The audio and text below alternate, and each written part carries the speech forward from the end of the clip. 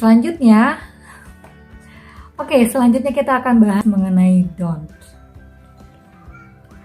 Yang pertama kita bagi penderita eksim itu sebaiknya hindari perfume pada lotionnya atau pelembabnya, kemudian hindari juga perfume dan kandungan SLS pada sabun ataupun sabun mandi gitu ya, karena bahan-bahan tersebut itu dapat membuat kulit kering gitu. Nah, yang mana kulit kering tersebut adalah masalah utama dari penderita eksim.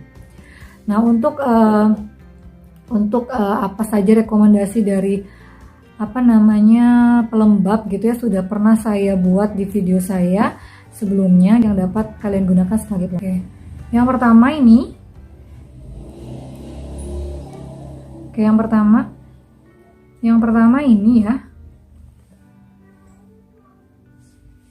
Yang pertama ini Restora Calm Lotion dari drkulitku.com. Ini sangat recommended sekali gitu ya. Ini efektif sekali menurut saya bagi kulit berjenis eksim gitu ya, kulit berjenis atau penderita eksim. Kemudian bisa kalian pakai juga ini Bioderma yang ini yang khusus untuk kulit kering ataupun sensitif ataupun eksim seperti ini. Nah, ini lembab sekali tapi memang dia sedikit oily gitu ya. Ataupun juga banyak yang sudah pakai ini gitu ya, Noroid. Ini juga saya pakai ganti-gantian sama Restora Calm tadi. Itu rekomendasi pelembab ataupun lotion yang dapat kalian pakai gitu ya. Nah, untuk rekomendasi sabun mandinya seperti apa itu kalian bisa cek di video saya sebelumnya gitu. Nah yang kedua itu adalah hindari stres. Memang ini mudah untuk dikatakan gitu ya, mudah dikatakan, susah untuk dilakukan gitu. Nah, hindari stres ini memang secara tidak langsung kalau kita itu stres atau banyak hal yang kita pikirkan itu mau tidak mau akan berpengaruh kepada keadaan kulit kita sehingga menyebabkan kulit kita itu eksimnya itu kambuh gitu. Jadi sebisa mungkin kalau stres gitu ya, bagaimana caranya kalian dapat menghindari stres ini gitu. Yang ketiga ini mengenai mandi. Nah, mengenai mandi saya disarankan juga oleh dokter kulit saya itu bahwa kalau mandi jangan menggunakan air yang hangat cenderung panas gitu. Jadi cukup air yang biasa saja suhunya itu ya, yang suhu dingin biasa gitu. Jadi jangan menggunakan air hangat ataupun apalagi cenderung ke panas gitu.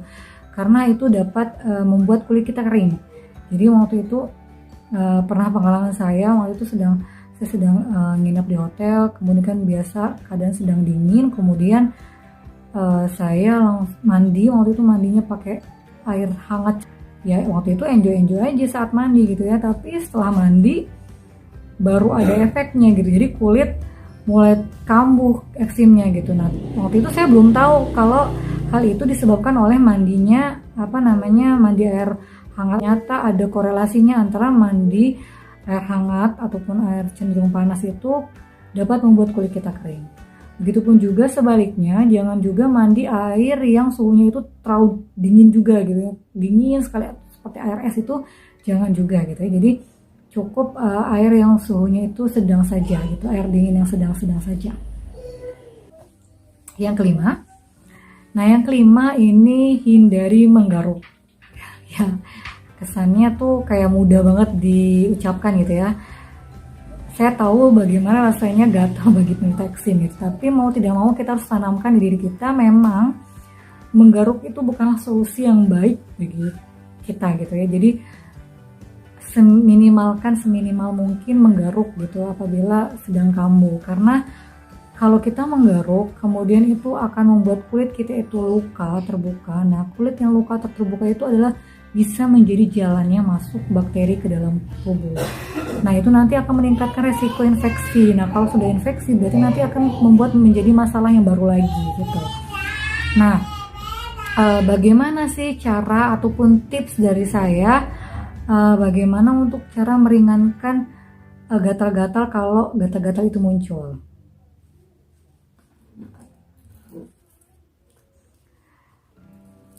Saya punya saya punya 3 cara mengatasi gatal kalau lagi muncul gatalnya ya. Mungkin bisa kalian coba. Nah, yang pertama, saat gatal itu saya pernah mencoba ini minyak, bisa mengoleskan dengan minyak kutus-kutus tanami ini. Nah, waktu itu pernah di bagian dekat tumit saya itu gatal ya. Jadi saya cari oles pakai ini, saya coba pakai ini ya, dan sudah saya coba berkali-kali gitu ya. Di waktu gatal dioles pakai itu langsung reda, nggak gatal lagi gitu. Nah, jadi ini menghindari kita dari keinginan untuk menggaruk. Terus kemudian juga pernah juga saya pakai, atau kalian bisa coba menggunakan spray yang isinya itu adalah minyak peppermint gitu ya. Jadi kalian bisa buat di dalam spray ini, kalau misalnya nanti gatal, kalian bisa semprot-semprot gitu, kemudian nanti bisa semoga bisa meredakan gatalnya. Atau cara yang ketiga yang lumayan lebih cukup ampuh lagi, jika gatal-gatal melanda, kalian bisa yang tadi yang sudah saya tunjukin, bisa pakai atau mengoleskan lotion Restora Calm Lotion dari dokterkulitku.com ini. Yang ini yang saya rasa cukup efektif kalau misalnya sudah ada gatal-gatal atau bintik-bintik kecil menyebabkan eksim itu, sebelum dia menjadi luas dan sebelum dia menjadi masalah yang cukup membuat kita pusing gitu ya, maka segeralah langsung untuk mengoles lotion agar lebih cepat teratasi gatal-gatalnya itu. Nah, yang keenam ini adalah bagaimana cara handukan ataupun mengeringkan badan setelah mandi. Jadi ini cukup penting ya, karena saat kita mengeringkan tubuh atau handukan sehabis mandi, itu sebagian dari kita banyak melakukannya dengan cara menggosok-gosokkan handuk kita ke badan gitu ya. Apalagi menggosokkannya tuh keras, tidak pakai cara yang lembut gitu ya. Nah, itu dikhawatirkan tuh dapat memberikan dampak yang buruk bagi kulit kita.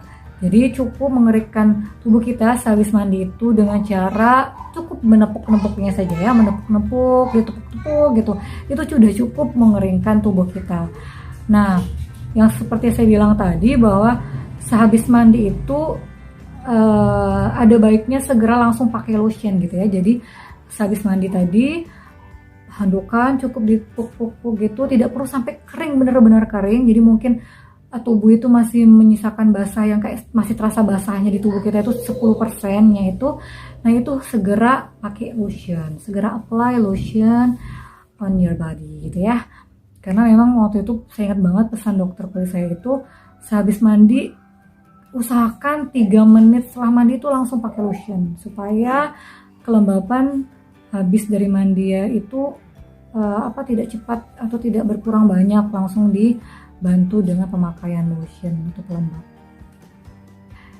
Nah, itu saja do and don'ts yang sudah saya sampaikan berdasarkan pengalaman dan info yang saya dapat dari baca-baca ataupun dari dokter kulit saya gitu ya. Bagi kalian yang menyukai video ini, mohon di like. Dan juga kalau ada yang mau berkomentar, bertanya, ataupun berbagi tips yang lain, dan juga dengan harapan supaya bisa dibaca dengan penonton lainnya yang juga mungkin membutuhkan info, ada baiknya kalian komen, saling berbagi gitu ya. Dan jika kalian suka juga, mohon di subscribe video ini, semoga menjadikan semangat saya ataupun saya semangat kedepannya untuk membuat video mengenai seputar eksim ataupun review-review produk lainnya di video-video saya selanjutnya. Oke, terima kasih. Mohon maaf jika ada salah kata. Assalamualaikum warahmatullahi wabarakatuh. See you next time.